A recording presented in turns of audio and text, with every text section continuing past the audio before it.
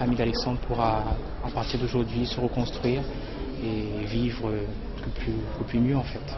La cour d'assises a, je pense aussi, inévitablement tenu compte du fait que c'est quelqu'un qui regrettait beaucoup ce qui s'était passé et qui a un très bon profil.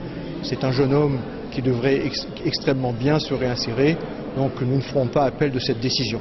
Mais à aucun moment j'aurais voulu sciemment leur faire du mal. C'est-à-dire que j'ai été aussi moi manipulé et j'aimerais qu'ils comprennent ça aussi, que j'ai toujours considéré, j'ai été utilisé, manipulé pour leur faire du mal. C'est ça que je vais leur dire. Sur les peines, je trouve que la plupart sont justes.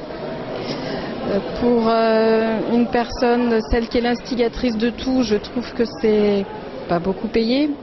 Mais en tant que victime, c'est vrai qu'on n'a pas beaucoup de recul par rapport à ça.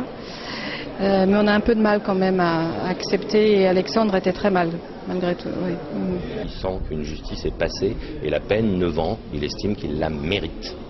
Sur l'ensemble des peines, ça a été assez sévère évidemment sur Sandrine Noireau et Corinne Michel, mais il fallait s'y attendre quand on provoque une cour, quand on provoque la justice, même si j'ai essayé tant bien que mal de les défendre, il fallait s'y attendre.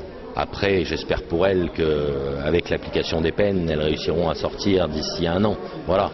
Anis Agence, ce bébé soldat, pareil. C'est dur de voir une si jeune gamine partir en prison. Elle sortira dans pas si longtemps que ça. Mais on ne provoque pas comme ça impunément.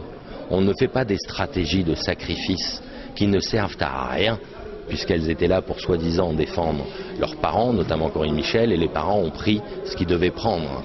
Donc Giuliano, si c'était pour l'aider, peut-être, mais je ne suis pas sûr que c'est vraiment aidé, parce que personne n'était dupe, et je pense que ce qu'on a condamné, c'est leur attitude.